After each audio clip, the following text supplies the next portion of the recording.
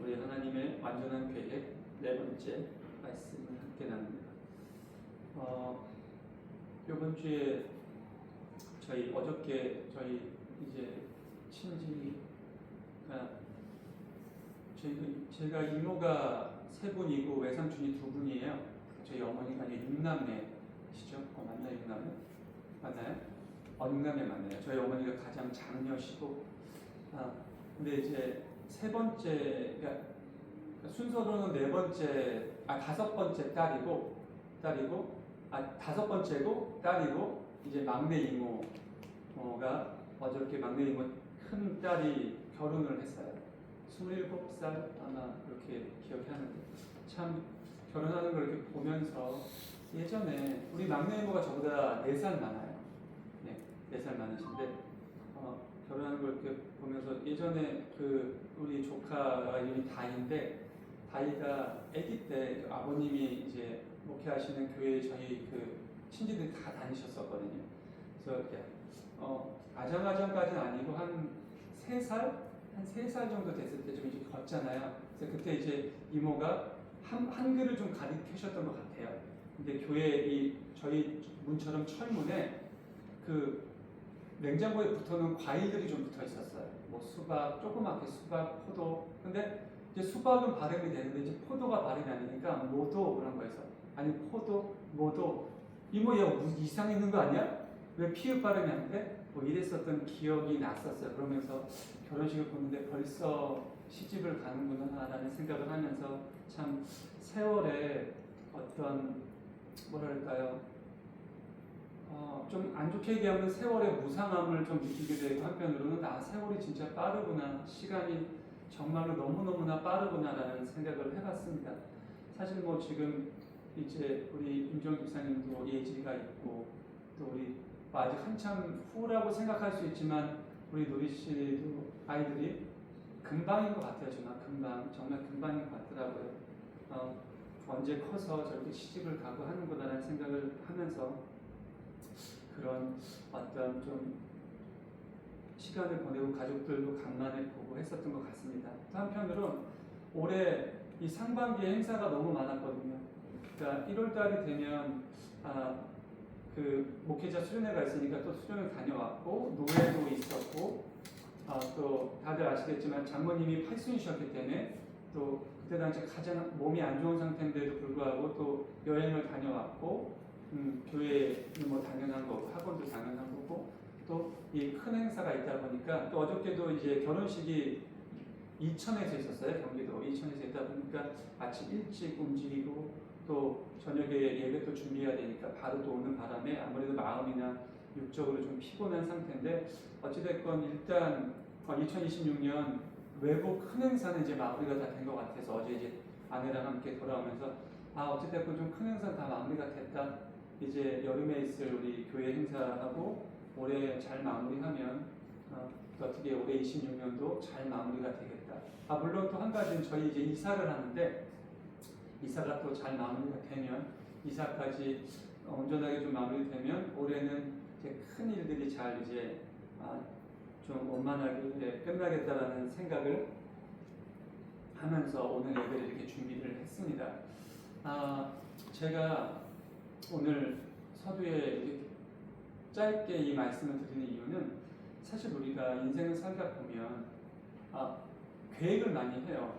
그렇죠? 계획도 많이 하고, 우리 나름대로 우리가 가지고 있는 목표가 있으니까 내가 그 목표를 이루기 위해서 구체적으로 여러 가지 그러니까 시간적인 부분, 어떤 재정적인 부분, 관계적인 부분, 많은 부분들을 머릿속으로 생각도 하고 실천하려고 노력을 하죠. 여기 계신 분들도 모두 동일하다고 생각합니다.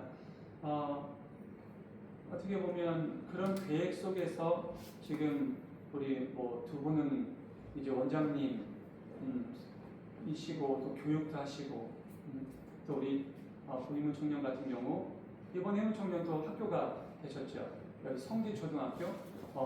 이따 끝나고 식사할 때 한마디 축하 말씀 해주세요. 우리 성지초등학교 되셔가지고 그러니까 인천 되길 원했는데 인천이 되셔서 너무 잘 돼서, 또 그동안 열심히 공부하고 부대 나오고 또 준비해서 또 이렇게 교사가 될 수 있는 계획들 여러 가지들 또 우리 조영우 청년 같은 경우도 지금 이제 파티시에로 이제 한 10년이 마무리가 되면 또 개인 사업을 위해서 기도하고 준비하고 또 있습니다. 우리 이준영 성도님도 지금 이제 학원 이렇게 하시면서 뭐 개인 학원이나 또는 이제 또 다른 어떤 여러 가지 비전들을 꿈꾸고 계획하고 계시죠. 근데 어떠세요?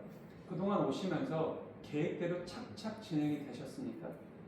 그걸 한번 물어보고 싶은 거예요. 내 인생이 이제 우리 솔직히 예지 빼놓고는 거의 다 나의 어떤 인생에 좀 반환점에 거의 다 오신 분들이라고 저는 생각을 해요. 그리고 나름대로 내 인생에서 어느 정도 성과를 이루신 분들이고 또 어떤 그 부분에서 제2의 어떤 도약이나 제2의 비전을 꿈꾸는 또는 생각하는 그런 우리 어떤 지점에 와 있는 분들인데 그럼 그동안은 내가 계획하고 내가 생각하고 내가 계산했던 대로 딱딱 들어맞았는지 한번 생각을 한번 해보셨으면 좋겠어요.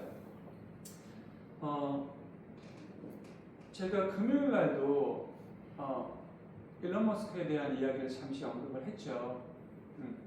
세상 사람들이 받아봤을 때 정말 사실 그가 이룬 업적에 비하면 상당히 젊은 나이거든요. 젊은 나이에 업적에 비하면 정말 어마어마한 걸 이뤘죠. 뭐 그의 부나 이런 거를 떠나서 부는 당연히 자본주의 사회에서 쫓아오는 거고 너무나 자연스럽게 쫓아오는 거고요. 그가 어렸을 때 젊었을 때 무엇을 꿈꿨는지는 그의 어떤 여러 가지 자서전이나 이야기를 들으면 알 수 있겠지만 그런 걸 다 떠나서도 우리가 겉으로 바라보는 많은 것들 뭐 테슬라 뭐 자동차나 또는 지금 그가 구상하고 있는 스타링크 어떤 많은 것들을 보면 어떻게 저런 생각을 할까 어떻게 저런 어떤 비전을 가졌을까 정말 우리가 어렸을 때 공상과학 영화나 SF 어떤 미디어에서나 볼만했었던 정말 영화 같은 데서나 볼만했었던 꿈과 같은 어떤 그런 이야기들이 지금 현실로 일론 머스크를 통해서 이루어지고 있단 말이에요. 그렇죠? 어저께 저녁에 말씀 좀 이따 마무리하고 저희 아내하고 제가 그 박명수 씨 그 활명수를 되게 재밌게 봐요. 저희 아내도 박명수 씨를 너무 그러니까 저희 아내는 박명수 씨가 우리나라에서 제일 웃기대요. 저도 거기에 좀 동일해요. 너무너무 재밌어. 근데 박명수 씨가 차를 바꿨더라고요. 테슬라 차로 바꿨는데 너무나 신기한 게 A구역에다 주차를 하고 이 한 B구역 정도로 넘어와 있었는데 박명수 씨가 얘기를 하는 거예요. 재밌는 거 보여줄까? 그러면서 딱 누르니까 차가 와요. 글로. 키트처럼. 뭐야? 저도 너무 놀래고 이게 뭐야? 차가 이제 이 핸드폰 안에 들어가 있잖아. 누르니까 이 박명수 씨가 있는 다른 지역으로 차가 오는 거예요. 물론 그 거리는 좀 제한적이에요. 한 100m 정도? 그래도 그런 것들이 예전에 이제 키트 같은 경우는 기억나죠? 여러분 키트 혹시 보셨어요? 우리 어린 예지나 좀 젊은 친구들은 모를 수 있는데 전격 제트 작전이라고 저 어렸을 때 이제 미국 드라마가 우리나라에 많이 방영됐는데 그때 차인데 그 사람이 이제 정의의 사도예요. 뭐 불의를 막 이렇게 하는 좀 그러니까 뭐랄까요 이름 없이 그런 것도 없이 하는 사람인데 그 키트라는 차를 가지고 이렇게 해결하는데 방탄 유리에 웬만한 총으로 안 뚫려요. 타이어도 방탄이고 그때는 사실 있을 수 없는 일이었어요. 근데 이제 그 SF나 공상과학 드라마에서 이걸 표현한 건데 서로 소통도 하고요. 차랑 그리고 자율주행이 되고요. 완전 자율주행. 그리고 시계로 튜트 부르면 어디든지 와요. 근데 그게 정말 지금 이루어졌다는 걸 보고 너무 신기한 거죠. 그러면서 한번 기회가 된다면 묻고 싶은 거야. 일론 머스크 당신이 세웠던 모든 어떤 비전과 계획이 이렇게 차곡차곡 하나도 어긋남 없이 이루어졌느냐? 그러면 어떻게 보면 겉으로 보이는 그 부분은 그렇게 얘기할 수도 있을 거예요. 근데 그가 힘들고 어려웠던 건 뭐예요? 그가 왜 갑자기 하나님 이 기독교로 개종을 하고 지금은 그렇게 전도를 하고 성경 말씀에 심취해 있을까요? 바로 그 자식 때문에. 모든 것을 다 이뤘는데 자식이 문제였죠. 그건 뭘까요? 사실 마음속으로 차라리 이걸 못 이뤘어도 내가 내 자녀를 잘 교육했다면, 이런 것이 내가 다 없고 지금 그냥 평범하게 살아도 내가 내 자식을 온전하게 하나님 자녀를 키웠으면 얼마나 좋았을까라는 후회를 했다라는 겁니다. 그게 인생이에요, 여러분. 여전히 우리 세상을 사랑하는 많은 사람들은 그런 걱정 잘 안 해요. 잘 크겠지. 우리 부모님 뭐 잘 계시겠지. 내가 바라보는 내 성공, 내 비전, 내 목적. 어느 순간 가서 엄청난 성공을 이뤘다고 합시다.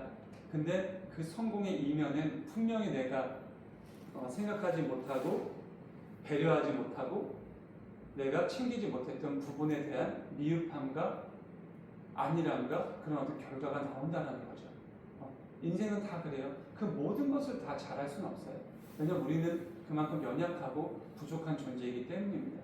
그래서 제가 여러분들에게 드리고 싶은 얘기는 그런 부분에 대해서 조금은 더 철저히 계획하면 되겠지 이런 생각을 가지시면 안 되고, 온전히 우리는 하나님의 백성이니까 하나님의 뜻과 하나님의 방향과 하나님의 기준 하에서 하나님께 묻고 하나님께 지혜를 얻어야 된다는 말씀을 드리고 싶은 겁니다.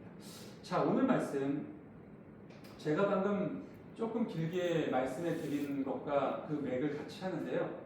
자, 오늘 이렇게 두 절만 옮겨놓으니까 이게 무슨 말인가 모르시는 분들도 계실 거예요. 하지만 평소에 성경을 많이 묵상하시고 성경을 최소한 2번, 3번 이상 통독하신 분들이라면 이 얘기를 딱 보고 누구 얘기구나, 어떠한 환경의 얘기구나라는 것이 아마 마음속에 계실 겁니다. 자, 주님께서 그 얘기에 대답하셨습니다. 그가 누굽니까? 그가 누구예요? 야곱입니다. 야곱에게 두 민족이 너의 태에 들어있다라는 거예요. 물론 아내도 함께 있었겠죠. 리브가도. 너무 힘들어요. 아이를 임신했는데, 쌍둥이를 임신했는데 너무나 힘들고 어려워서 하나님께 기도를 했습니다. 하나님, 너무 힘들다. 주님이 생명을 주셨는데 지금 너무너무 제가 견디기 어렵다. 그러자 하나님이 말씀하시는 거야. 두 민족이 너의 태 안에 들어있다. 그리고 너희 태 안에서 두 백성이 나뉠 것이다. 한 백성이 다른 백성보다 뭐 한다고요? 강할 거다라는 거예요. 그리고 형이 동생을 섬길 거라는 겁니다. 자, 죄송해요. 야곱이란다. 이삭. 이삭과 리브가가 결혼하고 그러니까 어머니 사라처럼 리브가도 임신이 잘 안 되는 거예요. 물론 어머니처럼 그렇게 오랫동안 안 되는 건 아닌데 당연히 결혼을 하고, 이때 당시에 이제 선남 선녀가 결혼했고 건강한 사람이 했으면 당연히 서로 사랑하는 남녀가 아이를 갖는 건 너무나 당연한 거죠. 근데 아이가 생기질 않는 거예요. 내 주변의 친구들은 결혼하자마자 아이가 생겼다 그러고 막 2명, 3명 낳고 그러는데 나는 몇 년이 지나도 아이를 하나님이 안 주시는 거야. 그러자 리브가가 이삭에게 나도 좀 아이를 갖게 해달라고, 이삭이 얘기하죠. 내가 무슨 하나님이라고도 됐나 말이냐. 내가 어떻게 그런 걸 결정하느냐. 당신에게 아이를 주지 않는 건 하나님인데. 그 이야기를 야곱도 나에게 똑같이 했어요. 그런 상황입니다. 근데 하나님이 기억하시고 리브가에게 아이를 주셨어요. 아이를 주셨는데 이 아이가 쌍둥이를 주신 거예요. 좀 늦게 주신 만큼 한 번에 이제 2명을 주셨어요. 근데 너무너무 힘든 거예요. 뭐 무겁기도 하겠지만 이 아이들이 거의 그걸 뭐라 그러죠? 산달이 거의 돼서 거의 아이들이 이 안에서 다 자라났잖아요. 서로 막 싸우는 거예요. 뱃속에서부터 벌써부터. 그러니까 엄마인 리브가가 너무 힘들어서 하나님께 기도를 하니까 하나님이 지금 이 말씀을 하신 거예요. 리브가야, 소위 말하면 조금만 견뎌라. 곧 다음 달이면 아이들이 이제 너가 해산을 할 거고 건강한 두 아들들이 나올 거다라는 거예요. 근데 단순한 게 아니에요. 두 민족이 나온다는 거예요. 그렇죠? 그리고 그 두 민족 중에 한 민족이 다른 한 민족보다 강할 거다라는 겁니다. 그리고 형이 동생을 섬길 거라는 거예요. 자, 근데 여러분, 우리가 착각을 하시면 안 돼요. 자, 한 백성이 다른 백성보다 강할 거래요. 그리고 뒤에 이어지는 말이 형이 동생을 섬길 거래요. 그러면 우리가 알기로는 형의 민족이 동생의 민족보다 약할 거라고 생각할 수 있어요. 근데 그건 그렇게 받아들이시면 안 되고요. 형이 동생을 섬긴다 할지라도 백성의 무게, 민족의 강함은 형이 더 강할 수 있어요. 그래서 성경은 그렇게 바라보셔야 돼요. 그리고 실제로 결과적으로 그랬고요. 결과적으로 그랬습니다. 자, 근데 오늘 얘기하고 싶은 건 그것이 아니에요. 오늘 얘기하고 싶은 것의 주요한 점은 바로 27장 8절입니다. 자, 그러니 얘야, 너의 어머니가 하는 말을 잘 듣고 시키는 대로 해라. 이게 무슨 얘기일까요? 자, 우리 야곱과 에서가 다 장성을 했습니다. 이삭은 앞도 잘 안 보이고 귀도 잘 안 들려요. 조만간 이삭이 임종을 앞두고 있는 거예요. 이 시대 중동 지방에서는 아버지가 임종을 앞두기 전에 자녀들을 불러서 소위 말해서 이제 유산 상속을 하는 거예요. 우리 요즘 말로 하면 유산도 상속하고 또 복도 빌어주고. 우리 당연히 이삭은 하나님을 믿는, 지금으로 얘기하면 크리스찬이니까 당연히 하나님께 기도를 하며 정말 본인이 죽기 전에 모든 복을 다 빌어주는 그런 어떠한 관례들이 있었습니다. 근데 이날이에요. 당연히 장자니까 당연히 장자 우선주의거든요. 이삭이 큰아들 에서를 불렀어요. 에서야, 너 나가서 내가 좋아할 만한 짐승을 잡아다 나에게 요리로 갖고 와라. 내가 오늘 그것을 먹고 너에게 복을 빌어주겠다. 소위 말해서 그거예요. 에서야, 내가 오늘날 해. 내가 지금 언제 혹시 내일이라도 내가 눈을 못 뜰 수도 있어. 그러니 너 오늘 나가서 나를 위해서 귀한 음식을 좀 준비해. 그러고 나서 내가 음식을 먹고 너에게 오늘 우리 가족들 앞에서 너에게 복을 빌어주고 다 선포할 거야. 이해가 되세요? 이런 상황이에요. 에서는 이제 들고 나가서 광야에 나가서 아버지가 좋아하시는 만한 짐승 음식을 잡으러 갔어요. 기왕이면 더 좋은 거 딱 잡았더니 아니야, 아버지 마지막 길인데 더 좋은 걸 잡아야지. 또 잡고 이런 상황이에요. 근데 이걸 누가 들어요? 엄마 리브가가 들었어요. 엄마 리브가가 듣고 그러고 나서 야곱한테 달려가서 지금 이 얘기를 하는 거예요. 야, 너 빨리 이 앞에 무슨 얘기가 있느냐? 너 빨리 변장해라. 형처럼. 형은 이 온몸에 털이 되게 많은 사람이었거든요. 야곱은 반대로 좀 이렇게 미소년에 가까웠나 봐요. 깨끗했나 봐요. 한 배에서 태어났는데 그렇게 달라요? 그리고 당연히 목소리도 달랐겠죠.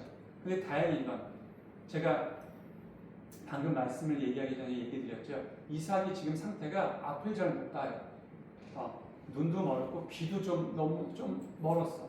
그러니까 빨리 가서 양털 같은 걸 붙이고 목소리도 형처럼 이렇게 흉내내고. 근데 처음에 야곱은 아니 엄마 뭐 굳이 그렇게까지 해야 되냐? 아버지를 속이고 싶지 않다. 아니 얘야, 너 내 말을 들어. 엄마 뜻대로 해. 지금 이런 상황이에요. 상황이 정리가 좀 되셨어요? 무슨 말씀인지. 자, 근데 이것을 하기 이전에 한 가지 사건을 우리는 더 확인을 해야 돼요. 바로 야곱입니다. 야곱이 형에게 무슨 짓을 했죠? 팥죽 한 그릇으로 장자 것을 뺏었죠. 팥죽 한 그릇으로 장자권을 샀어요. 에서가 힘들게 사냥을 하고 돌아왔을 때 너무나 힘들고 배가 고프니까 야곱이 팥죽을 먹으려니까 에서가 들어오자마자 야, 너 그 팥죽 나 좀 줘라. 아, 싫어, 내가 먹을 거야. 아, 나 좀 줘. 나 지금 죽겠어. 지금 그걸 못 먹으면 죽을 것 같아. 근데 야곱이 그럼 형의 장자권을 나한테 넘겨. 그 권리를. 아, 지금 내가 죽게 생겼는데 그깟 장자권이 뭐가 그렇게 대수냐. 알았어. 그리고 각서도 쓰고 팥죽 한 그릇에 장자권을 넘긴 거예요. 물론 에서 입장에서는 그까짓 거 각서 쓴다고 뭐가 그렇게 중요해요. 어차피 아버지가 나에게 줄 건데 내가 장자인데 뭐 두 사이에 있었던 해프닝이 진적으로 뭐 법적인 어떤 책임을 갖는 것도 아니고 요즘처럼 무슨 법무사 사무실에 가서 공직을 받은 것도 아니고 그렇잖아요. 에서는 그렇게 생각했을 거예요. 근데 하나님은 그런 에서의 마음을 그렇게 판단하지 않으셨다는 거예요. 감히 네가 내가 정해놓은 법대와 규례를 그렇게 한낱 가벼운 팥죽 한 그릇에 팔어? 아무리 장난 같아도 하나님은 그 모든 상황을 다 보고 계셨다라는 거예요. 그리고 하나님은 그 야곱의 심성도 보고 계셨다라는 거예요. 아, 네가 그 장자 늦게 태어났다는 이유, 둘이 쌍둥이잖아요. 진짜 몇 초도 아니에요. 왜냐면 뒷받꿈치를 가지고 태어났거든. 그래서 이름이 야곱인 거예요. 야곱의 뜻이 그래요. 에서가 태어날 때 뒤에서 동생이 같이 나오는데 동생의 오른손이 형의 오른발 뒤꿈치를 잡고 있었대. 어떻게 보면 세상에 이런 일이 있으면 세상에 이런 일이 뭐 그것이 알고 들으면 토픽이 날 만한 일이에요. 그만큼 모태에서부터 내가 먼저 나갈 거야, 내가 장자가 될 거야, 서로 다퉜다라는 거예요. 근데 그런 어떤 마음가짐을 이렇게 장성한 다음에도 가지고 있었다는 거. 누구는? 야곱. 그 마음을 하나님은 보셨고, 하지만 방법이 틀렸죠. 그렇죠? 방법이 틀렸죠. 근데 이번에는 어머니와 함께, 어떻게 보면 겉으로 보면 어머니와 합심해서 아버지 이삭을 속이고 결국에는 에서 형이 받아야 될 모든 축복에 대한 기도를 다 야곱이 받게 됩니다. 뒤늦게 돌아온 에서는 이 사실을 알고 아버지 앞에 무릎 꿇고 대성통곡하며 아버지 그럼 저에게 주실 복은 안 남아 있습니까? 그러자 이삭이 뭐라 그래요? 어떻게 보면 저주 섞인 이야기를 하죠. 너는 고생할 거야. 너의 삶은 되게 피폐할 거야. 너는 계속 고난 중에 있을 거야. 어쩔 수 없는 상황인 거예요. 근데 그건 무엇 때문일까요, 여러분? 결과론적으로 바로 그 장자권을 그렇게 하찮게 여겼었던 에서에 대한 심판이에요. 잘못된 결과였지만 그렇게 야곱은 형의 축복을 다 송두리째 받게 됩니다. 자, 근데 제가 오늘 드리고 싶은 얘기는 뭐냐면 이거예요, 여러분. 자, 하나님께서 리브가에게 뭐라고 말씀했어요? 리브가야, 네 태에서 두 백성이 남을 거야. 한 백성이 다른 한 백성보다 강할 거고 형이 동생을 섬길 거야. 이거 누구 말씀이에요? 하나님 말씀이에요. 하나님의 말씀이에요. 다른 사람의 얘기가 아니에요. 남편 이삭의 얘기도 아니에요. 만약에 살아계셨다면 믿음의 조상인 정말 엄청난 내 시아버지인 아브라함의 이야기도 아니에요. 살아계신 하나님, 모든 것을 주관하신 하나님, 당신이 뜻하시면 반드시 성취하시는 그분, 전지전능하신 그분의 말씀이라고. 그러면 편안하게 있어야 되는 거예요. 본인이 봤는데 남편 이삭이 에서에게 축복을 줄 것 같아. 이러면 안 되는데? 이러면 하나님이 말씀하신 그대로 이루어지는 게 아니래? 내가 뭔가 행동을 해야겠구나. 그래서 행동을 한 거예요, 리브가. 거기에 야곱도 동조를 한 거고. 그 결과가 어떻게 됐어요? 그 결과가 그 뒤로 야곱이 얼마나 많은 고생을 합니까? 평생 죽을 때까지 하나밖에 없는 사랑하는 딸이 성폭행을 당하는 일을 겪고 그 성폭행한 그 성읍의 남정네들을 속여서 둘째 아들과 셋째 아들이 가서 도륙을 하고 그래서 주변에 있는 모든 이방 민족에게 소위 말해서 찍히는 거야. 저 상종도 못할 가문이라고. 그리고 말년에 가장 사랑하는 아들 요셉을 잃어버리고 그리고 마음속에 사랑하는 아내 라헬도 죽고 야곱은 12지파 지금 이스라엘 민족의 아버지가 되는 어떤 명예적인 부분이나 어떤 그런 부분들은 뛰어날 수 있어도 그의 130여 년 넘게 산 그의 인생은 이 이후부터 그냥 계속 고난에서 계속 고난, 계속 아픔, 계속 어려움. 왜? 무엇 때문에? 아버지를 속이고 형을 속이고 그것도 있죠. 하지만 누구 때문에? 안타깝지만 엄마 때문에. 감히 하나님의 역사를, 하나님의 시간을 본인의 뜻대로, 본인의 어떠한 꼼수로, 본인의 어떠한 계산으로, 본인의 생각으로 내가 하려고 했었던 인간적인 계획 때문에 감히 인간적인 계획으로 하나님의 계획을 하찮게 만들어버렸어요. 하찮게. 근데 하나님은 그렇게 일하시는 분이 아니거든요. 하나님은 인내하고 기다리고 참고 양보하고 헌신했을 때 분명히 솔직히 나는 이만큼 했는데 그거와 비교할 수 없을 만큼 성경에 나오잖아요, 여러분. 최하가 30배예요. 최하가 30배. 네가 눈물로 씨를 뿌리면 그걸 거두게 해줄게. 근데 어떻게? 2배, 3배가 아니에요. 최하 30배, 60배, 100배의 결실로 돌려주신다고 하셨어요. 근데 야곱은 어떻게 됐어요? 분명 하나님께서 형이 아우를 섬기게 해줄 거야. 한 백성이 다른 한 백성보다 강하게 될 거야. 그러니까 어떻게 보면 동생 야곱이 역사의 중심에 설 거야. 동생 야곱을 내가 들어서 크게 번성하게 해줄 거야.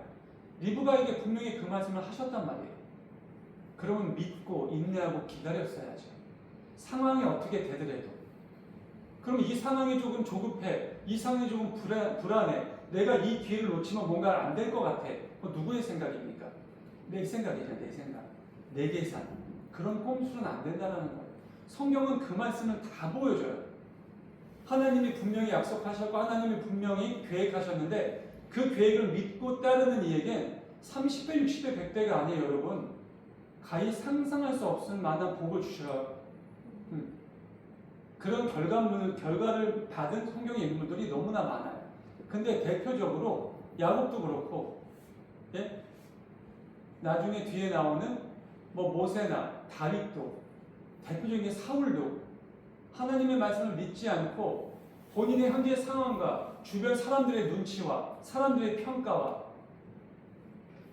하나님이 나를 어떻게 바라보시는지 나를 어떻게 생각하시는지가 우선이 아니라 저분에게 내가 잘 보여야지. 저 사람한테 잘 보여서 워낙 콩고물이라도 하나 좀 얻어먹어야지. 이번에 인사청탁에서 내가 저 사람한테 잘 보이면 뭔가 좀 이득이 있겠지. 이런 인생을 사는 사람. 어렵다라는 거예요. 힘들다라는 겁니다. 그래서 제가 금요일 날도 잠시 여러분들에게 그런 말씀 드렸잖아요. 그렇게 세상적인 기준과 세상적인 잣대로 사실 거면은 아예 하나님과의 관계를 끊으셔야 된다고. 왜냐하면 하나님과의 관계가 유지되신 분은 하나님이 간섭하세요. 하나님이 그냥 가만 내버려 두지 않으셔. 왜? 내 자녀이기 때문에. 내 자녀고 내 백성이기 때문에 내 자녀 내 백성이 나의 법과 나의 율례를 지키지 않고 자꾸 좋지 않은 방향으로 가는데 그걸 그냥 바라만 보고 계실 부모가 어디 있어요. 그러니까 처음엔 권면도 하고 따뜻하게 조언도 하는데 안 들으면 그때 매도 드시는 거예요. 매를 들었는데도 안 들으면 그때는 더 큰 징벌도 내리시는 거예요. 근데 정말 무서운 건 뭐냐면 여러분, 그렇게 거듭 몇 번이고 말씀을 들었는데도 안 돌이키면 하나님이 뭐라고 말씀하세요? 촛대를 옮긴다고 하시잖아. 내가 너를 버리겠다고 얘기하세요. 영원히 사랑해 주시는 분이 아니에요. 근데 대다수의 교회 목회자들은 그렇게 말씀하셔. 여러분 열심을 내서 사세요. 헌금 많이 하면 돼. 여러분들 이 교회 만약에 여러분이 피아노 선물했으면 거기다 적어놔.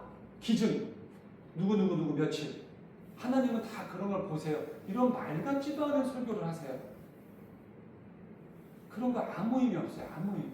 하나님이 정말 보시는 건 우리의 마음, 우리의 진심인 거예요. 제가 여러분들에게 그 말씀 드리잖아. 내가 금요 예배나 주일 예배나 못 나올 수 있어요, 여러분. 그럴 수 있어요. 사람인데. 하나님은 안식일을 기억하고 거룩히 지키라고 말씀하셨어요.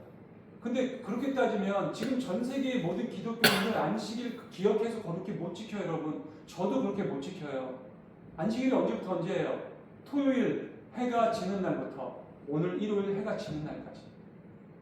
지키세요? 아무도 못 지켜요, 여러분. 그 누구도 못 지켜요.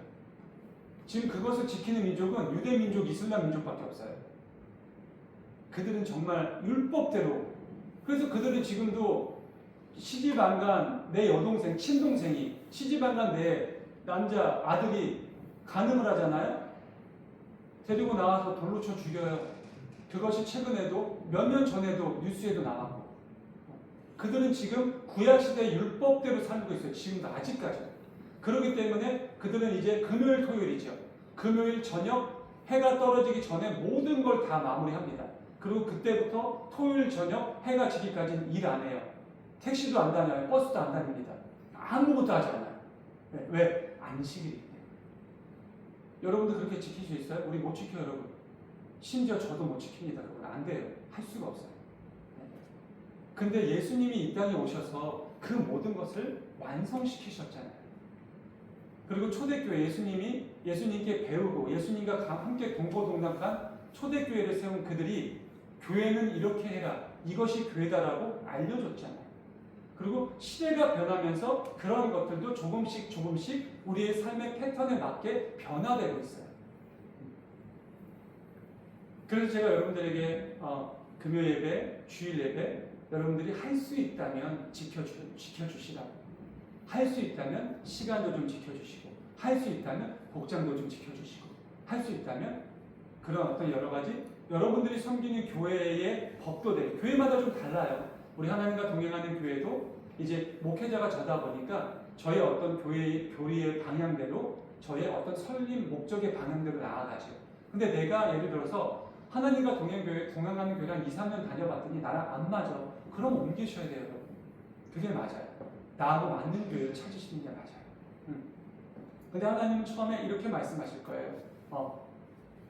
어떻게? 내가 너를 위해 존재하니? 네가 나를 위해 존재하는 거야.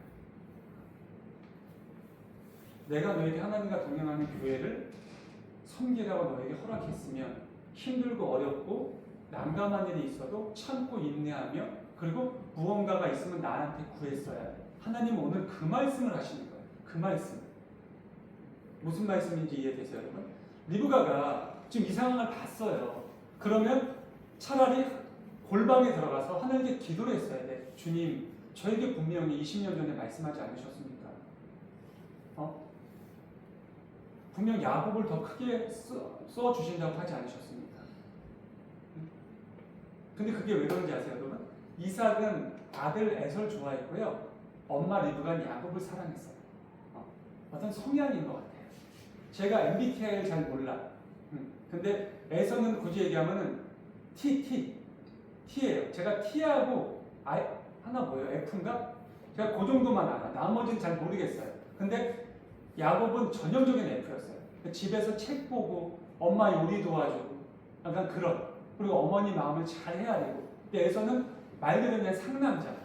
맨날 눈만 뜨면 밖에 나가서 사냥하고 막 이렇게 짐승 잡아서 피 뚝뚝 떨리고 들어오니까 엄마 그대로만 싫어. 막 이런 상남자였어요.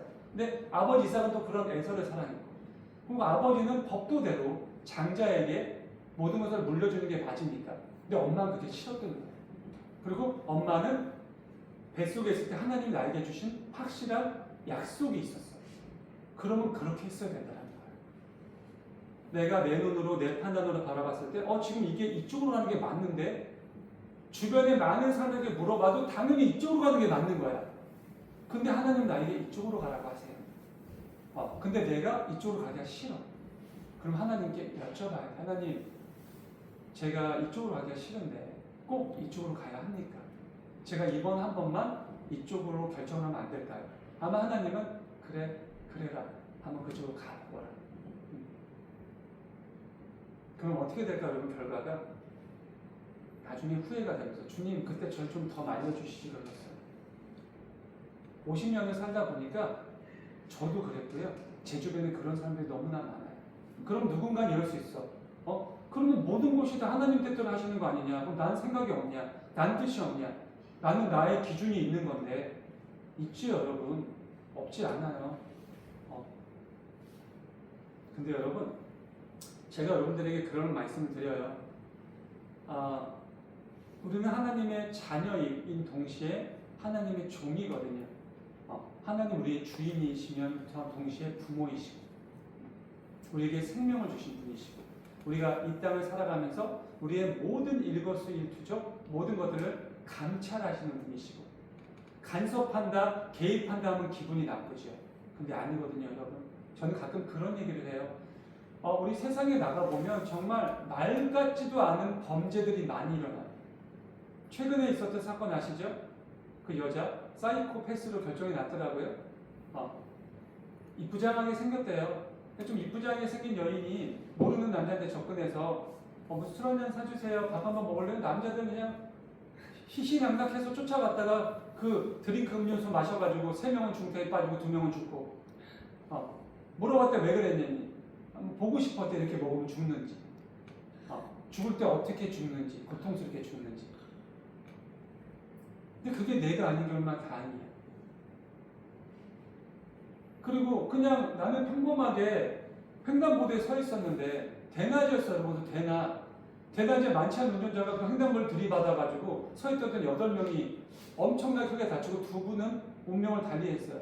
여러분, 우리 그런 거 안 당하잖아요. 우연 같아요? 우연이 아니라니까, 여러분. 우연이 아니에요. 내가 하나님을 믿고 하나님을 의지하며 하나님 안에 있기 때문에 내 하나님이 그 모든 것들을 다 간섭하시고 개입하시고 보호하시는 거라는 것을 아셔야 돼요, 여러분. 내가 하나님과 관계가 끊어지고 멀어지는 순간 하나님은 우리를 여전히 똑같이 간섭하지 않으셔서 여러분. 사울이 그랬어, 사울이.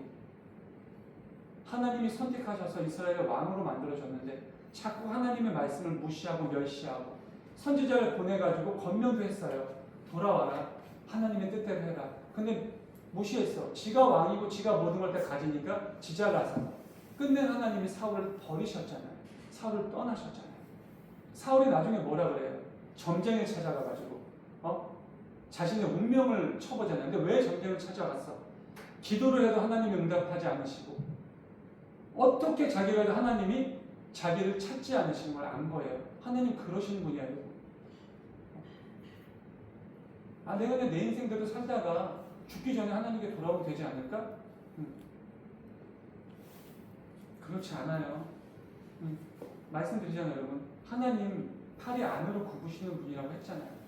내가 하나님 곁에 있을 땐 내가 혹여 누군가에게 부당한 행동을 하더라도 하나님은 내 편을 들어주시지 그 부당한 사람 편 안 들어주세요.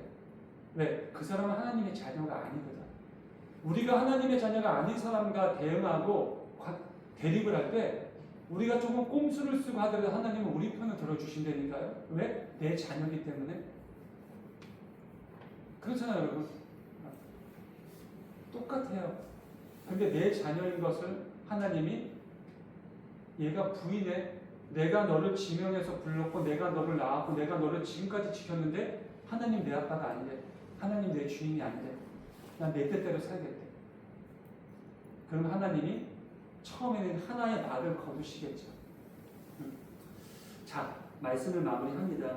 사랑하는 성도 여러분, 하나님의 계획은 완전하다라고 말씀드렸어요. 리브가가 만약에 하나님 지금 남편 이삭이 에서에게 모든 축복을 주려고 하는데 어떡할까요? 하나님이 음성을 줬겠죠. 염려하지 말아라 내 딸아. 걱정하지 말아라. 두려워하지 말아라. 내가 너에게 얘기한 그 일을 내가 반드시 성취할 거고 반드시 이룰 거다. 어떻게 하셨어요? 성취하셨잖아요. 이루셨잖아요. 야곱으로 인해 가지고 이스라엘 백성을 만드셨잖아요. 여러분, 저는 지금 에서가 뭐 어느 민족 조상인지 몰라요. 알고 싶지도 않고. 우리는 뭐가 중요해요? 우리는 야곱이 중요한 거예요, 여러분. 12지파. 예? 하나님이 모세를 들어서 애굽에서 종로로 사고 있는 그들을 끄집어낸 그들, 야곱의 자녀들, 야곱의 12아들로 구성된 그 12지파들, 그 민족들, 지금 이스라엘이라는 그 국가가 된 하나님은 반드시 그걸 성취하신다니까요. 근데 만약에 리브가가 그때 하나님께 물어봤다면 야곱이 그렇게 고생 안 했을 거예요. 아마 그냥 탄탄대로로 갔을 거예요. 야곱이 형에게 팥죽 한 그릇으로 형을 속이고 팥죽을 가져오는 그런 꼼수를 안 부렸다면 야곱의 인생은 더욱더 찬란했을 거예요. 딸이 강간을 당하고 요셉을 잃어버리고 그런 일 없을 겁니다. 하나님 그러시는 분이 아니에요. 하나님 앞에 충성하고 하나님 앞에 무릎 꿇고 하나님이 진짜 나의 아버지, 나의 주, 모든 것의 기준, 모든 것의 최우선이 하나님이시면 하나님은 그런 자녀를, 그런 백성을 그냥 두지 않으세요. 어딜 가도 머리가 되게 하시고 어딜 가도 칭찬받게 하시고 어딜 가도 가장 뛰어난 인재로 만드세요. 그게 하나님이세요. 근데 만약 그렇게 되더라도 우리는 교만해지면 안 돼요. 사울처럼. 더욱더 하나님 앞에 겸손해져야 되고 나의 목자, 나의 주인이 하나님이라는 걸 인정해야 돼요. 그렇게 했던 인물이 다윗이에요. 무슨 말씀인지 이해되세요, 여러분? 하나님의 계획은 반드시 성취됩니다. 왜? 완전하신 분이시기 때문입니다. 우리 사랑하는 성도들을 위해서도 하나님은 분명히 크신 계획들을 다 갖고 계세요.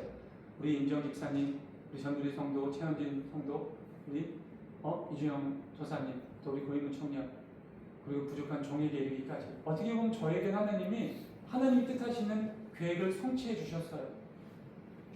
우리 아버지 어머니가 저를 하나님께 드렸거든요. 하나님의 종으로 사용해 달라고. 제가 그동안 40년 가까이 피해다녀 저희 인생이 고달팠죠.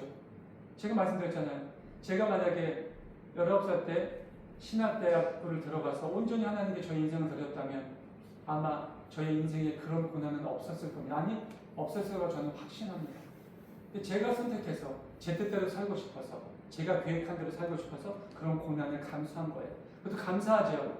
지금에도 이렇게 불러주셔서 하나님의 성전을 저에게 주시고 하나님과 동행하는 교회라는 곳을 개척하게 하시고 또 이렇게 귀한 성도들을 보내주셨습니다. 사랑하는 성도님들도 본인들이 하시는 사업 안에서 본인들이 꿈꾸는 계획 안에서 또 앞으로의 계획하는 모든 비전 속에서 그런 하나님의 뜻과 의를 먼저 찾으실 수 있길 간절히 소망합니다. 아무리 작은 것 하나라도 하나님께 물어보세요. 그 하나님의 뜻대로 행해보세요. 가히 상상할 수 없는 정말 내가 하나님께 드린 것에 비견할 수 없는 30배, 60배, 100배의 결실을 거두실 수 있는 우리 성도님들의 삶이 되실 수 있길 간절히 축원합니다.